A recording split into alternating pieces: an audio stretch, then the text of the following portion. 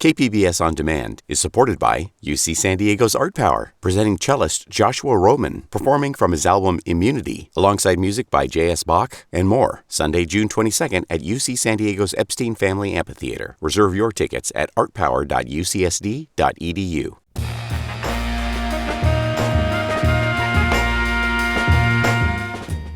Welcome in San Diego, it's Jade Hindman. On today's show, the role couples therapy can play in men's mental health. This is KPBS Midday Edition, connecting our communities through conversation.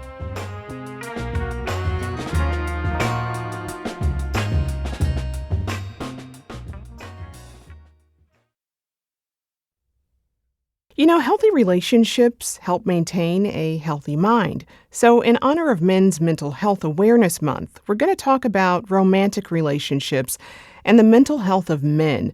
I'm joined now by Dan Singley. He is a San Diego psychologist and founder of the Center for Men's Excellence. Dan, it's great to have you back on Midday. Yeah, thanks for having me on.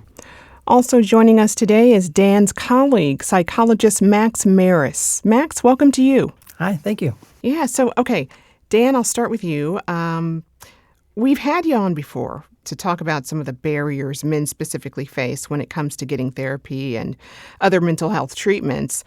But those barriers, you say, are similar for getting help in relationships? Yes, they overlap with just the sort of general stigma around mental health or mental health difficulties and services.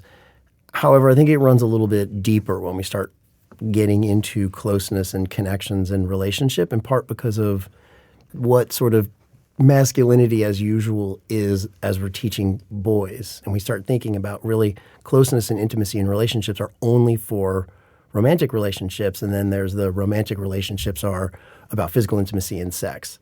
And so by not teaching boys how to show up in ways that are both, tough and stoic, but also sort of loving and compassionate and empathetic, we don't really give them the tools to have productive conflict, solid relationship hygiene, and we can unpack what that means sort of as a developmental barrier. Yeah. I mean, do you think, like in couples therapy, that it focuses on men enough? So there is no, to my knowledge, and I look, evidence-based practice to be male gender sensitive in couples counseling. There's very, very well-researched and evidence-based approaches, emotion-focused therapy, the Gottmans, there are other well-validated, well-researched approaches. However, none of those explicitly address male issues that can come up in relationships and in psychotherapy, but then also how to make the endeavor of therapy, of couples therapy, that much more attractive to, or let's face it, bearable to men. And Max, I mean, talk a bit about why it's important to focus on couples therapy with men in mind. Sure. Well, by having a sensitivity towards men's issues, having an awareness of what are some of the things that men experience, or maybe some of the barriers or biases that they might have coming into a couples session, the therapist can then better address and include everyone in the process instead of, hey, I'm just here because she wants me here. Mm-hmm. Right. Well, Dan, you cite some sobering statistics on the current effectiveness of couples therapy. Tell me a little bit about what you've learned. Yeah, so there is easily a 50 to 60% dropout rate for couples that come into couples therapy, usually around, we call it process and outcome research when you look at psychotherapy and what works and why does it work. Roughly 40% of couples, so less than half, report making gains by spending the time and the effort, the emotional energy, the money to do it. And then somewhere between 40 to 60% will just drop out. And there are a variety of reasons for that. One really important statistic to hang on to and that I really want listeners to get is there are a lot of myths and misinformation out there about couples therapy. It seems scary. People think like they're just going to throw me into a room and you're going to make me start crying and rip off the Band-Aid. But an important part of why couples work gets a bad name, it's a very interesting statistic. The average amount of time that passes between when someone is told you have a cardiac problem and when they reach out to make a call about it is 6 days. the average amount of time that passes between when one or both members of a couple think, things aren't going great, we could probably talk to somebody else, and when they make that call is 6 years. Because when things are going well, you don't want to rock the boat. When things aren't going well, you really don't want to rock the boat. So your average couple that comes in to do this kind of work, there's been a lot of distance and damage and avoidance and delay. So, this question is for both of you. You say we all need good relationship hygiene. So walk us through that. What is that, and what are some tips to achieve it? Max, I'll start with you. Sure. To me, relationship hygiene is similar to a regular hygiene, right? Regular maintenance, making sure that you're paying attention to the things that need to be paid attention to. And so that looks like in a relationship, regular check-ins of, hey, how are things going? Are we talking about the things that we should be talking about or want to talk about? What are the things that are going well? Where we have an exercise we call the State of the Union, where we have the couples say something that's going well, a moment that they felt it was difficult or challenging, and then end with, this is something that you did that made me feel more in love with you. And you kind of package that together. And it's a really great way to maintain the open lines of communication in a relationship. And the magic is not in the words that you say, but in the practice of, what am I going to say to my partner when we bring this conversation up? And so your relationship is really at the forefront of your mind. And so when we talk about relationship hygiene, it's paying attention to the things that are most important to you and addressing them instead of avoiding or neglecting them. Dan, anything to add to that? No, I mean, Max nailed it. I would say that really the two broad buckets of work that we do with couples around their relationships and relationship hygiene are, one, attachment. What are the ways that they are attached and attuned and connected as a couple? But then also, what are some of the barriers that are getting in the way of that? That's the attachment bucket. The other broad bucket is productive conflict. How do we fight fair? Like it's actually a problem if in your romantic relationships, you just never get into any kind of conflict. People say like, it's great, we never fight. I'm like, that's actually not a good thing, because sooner or later they're going to be like, why don't you wash the dishes right? Or I don't like the way you talk to my mom, or whatever the thing is. And it's about then when we have something that needs to get sorted out, can we do it in a fair way that makes it more likely that we're going to develop, this might sound bad, but relational scar tissue. In other words, we're stronger on the other side of it. That's what productive conflict is. Yeah. Another term I often hear is conflict loops. Mm-hmm. So what are conflict loops, and how do they play into how we manage disagreements with partners? My understanding, we address it as the demon dance. The demon dance, or whatever the dance that you and your partner may get into, where the argument might start with like the dishes or something small, but really it's the underlying conflict that is never really addressed. And so couples who don't learn to fight fair or maybe never develop the skill set to fight fair, they continue to attack this surface level issue of the dishes or of interacting with your in-laws, and not really this underlying discontent. And so it's that constant loop where you're just addressing the most recent fire and not the kind of smoldering ashes underneath. Well, Dan, long-lasting relationships have their ups and downs, obviously. You say relationship satisfaction generally follows a U-curve over time. Yeah, so if you think about, it's kind of a typical graph on the y-axis going up and down. Think about that as relationship satisfaction, low to high. And then the x-axis is time, like now to then. And it's a big old U shape, meaning, so at the very beginning of the relationship, it's the honeymoon period, right? You're dating a lot, you're going out, a lot of physical affection. And then as you move along, you move in together, you got to work 2-3 jobs to make ends meet. Somebody develops an addiction problem, somebody else is, screwing around, and you have kids, you got maybe a mortgage, you got to get the rent going. And sort of as you move through some of those typical milestones in relationships, it can do damage. Like statistically, it does correlate with a drop in the couple's relationship satisfaction. And depending on what meta-synthesis or research you're looking at, you kind of hit rock bottom either around 12 years or 25 years until you start, heading back up into they call it the second honeymoon or the golden honeymoon. For our purposes, that's just research. That's millions and millions of cases smooshed together in many years of social science research. But that's not something that has to happen. In fact, part of our work in helping men to manage relationships, they're very malleable in terms of how do I talk about what I have going on that's upsetting to me? Guys can learn this.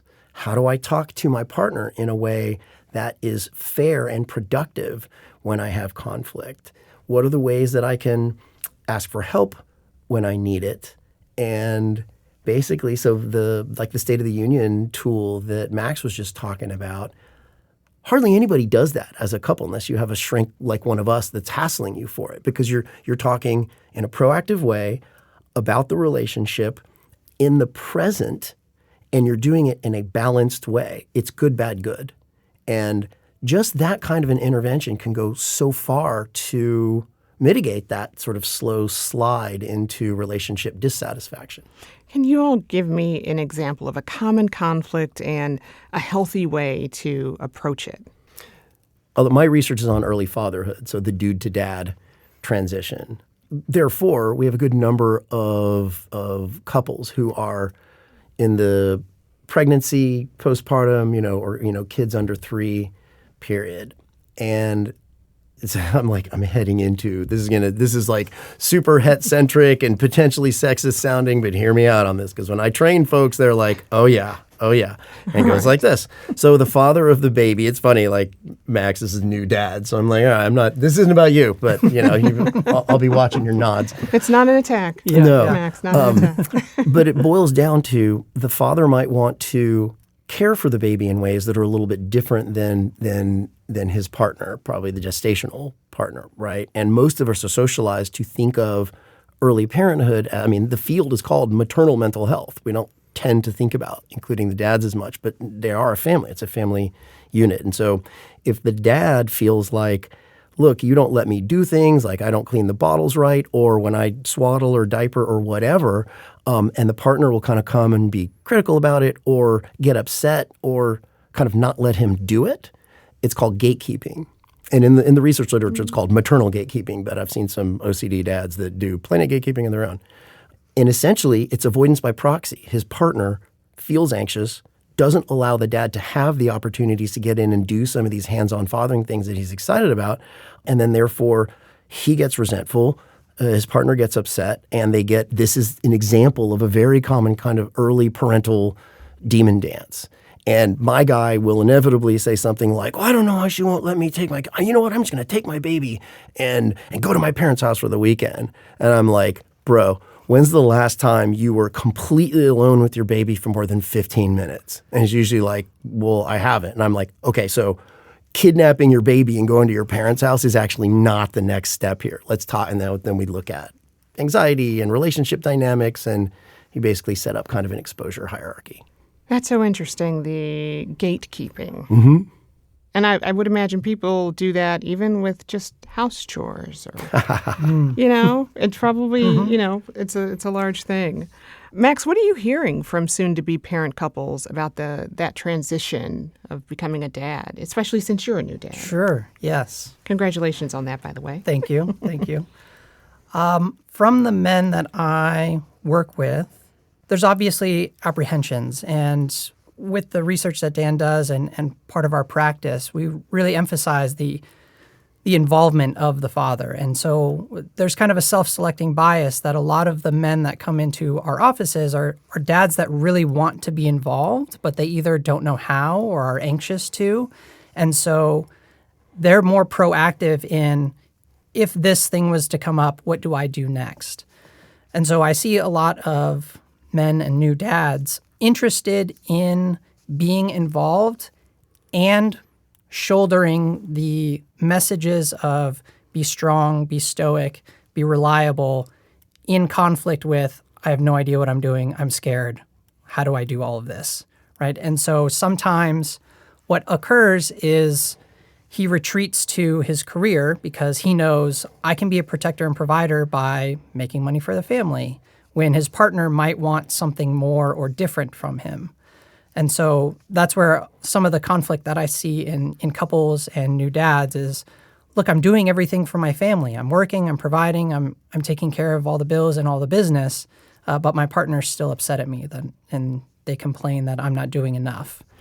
Yeah, how do you help build confidence Sure. then in your partner to be able to do those things that they may be anxious about, so that it doesn't like boil over or someone just, checks out of the relationship? Sure. So first I assess what are the things that you are doing in helping out, and how do you see that being helpful to your partner? Are you asking, hey, wife, mom, mother of my child, what are the things that I could be doing more of? And can you ask for help? Or, hey, I don't know how to do this. Can you ask your partner to help you out with that? When we see men coming with issues, we come from a strengths-based approach. And so we like to broaden and build on the things that they're already doing. In addition to that is creating balance and flexibility. So if you are dedicated, hardworking, perseverance in your career, how do you then expand that to applying those same values to your relationship, to fatherhood? So what does it look like to be committed and hardworking in being a parent? What does it look like being hardworking and committed to your partner? And so we kind of walk through some of those exercises, and it may feel awkward and forced at first, but it's all exposure and it's all skill. And so when we frame it as a skill, men are a little bit more apt to try it out, because they're like, oh, if it's a skill, I can get better at this. It's not something inherent that maybe I just don't have or I don't feel like I have. Mm-hmm. But so say as a wife or a partner, how do you help the man in your life get that confidence? Like there's a certain level of patience, right, Yes. that one must use and have. Yes. And I think that's what Dan was alluding to with the maternal gatekeeping, right, is understanding my own anxiety and my own tolerance for, maybe he didn't put the diaper on quite right this time. Is he open for some suggestions right now? Or is it really not that big of a deal that the tab is just a little bit over the edge and, the baby's going to get scratched a bit? Maybe next time he'll see the error of his ways. But allowing him to build confidence, and if it looks or feels really scary, do it in a very slow and gradual way.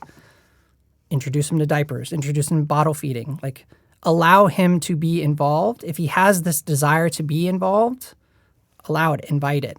Provide opportunities for him to build that confidence, because then it's going to build confidence for both of you. Yeah. Well, finally, any advice for men on ways to improve their relationships with their partners, regardless of the stage they're at? Dan? So, this is how much time do you have?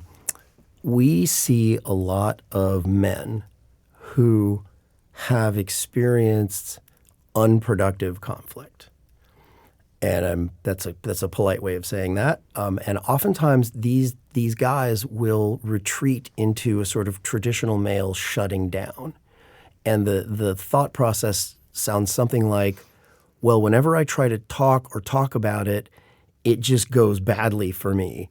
So I'm not going to talk about the relationship or my concerns. And then you're falling in line with fairly, traditional way of being a dude. Like you stuff it and move on. And that can work in the short term, but usually in a relational context, it just builds up more and more pressure and resentment and tends to come out as emotional rock throwing or vomiting. And being able to have built in the ability to talk in a productive way about what's going well and what isn't, those are really important skills. And so, for example, we have a new offering through our clinic that is it's relationship training for men.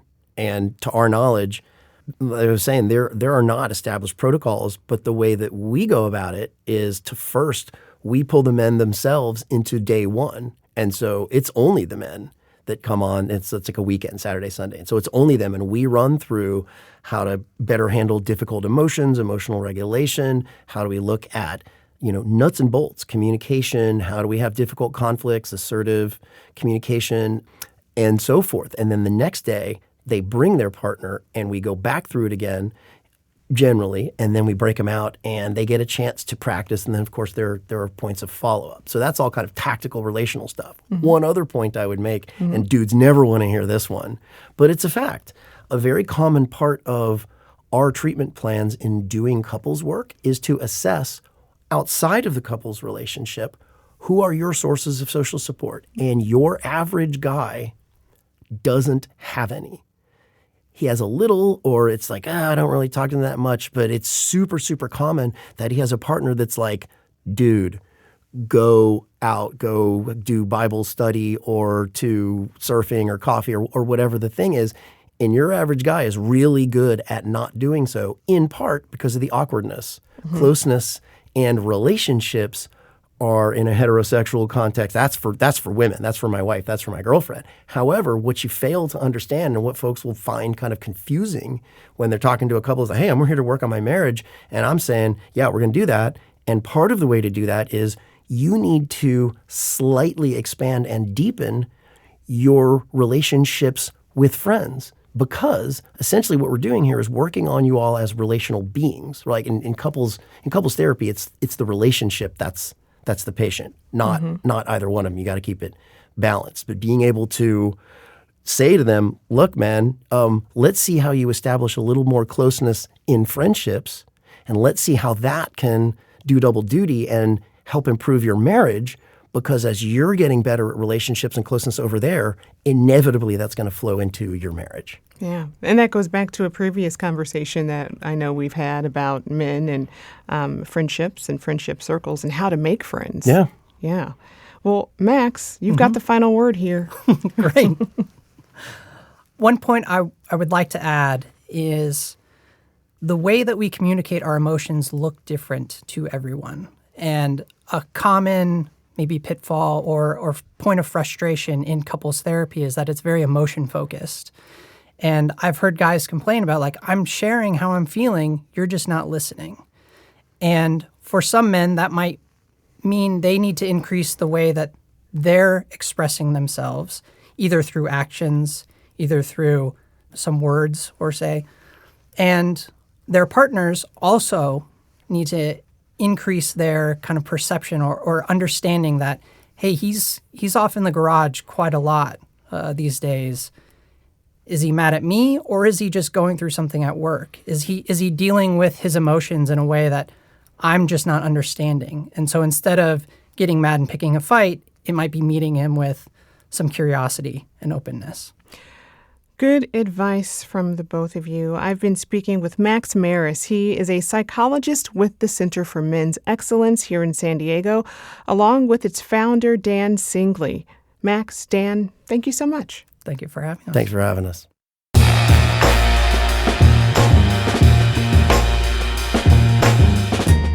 That's our show for today. I'm your host, Jade Hindman. Thanks for tuning in to Midday Edition. Be sure to have a great day on purpose, everyone.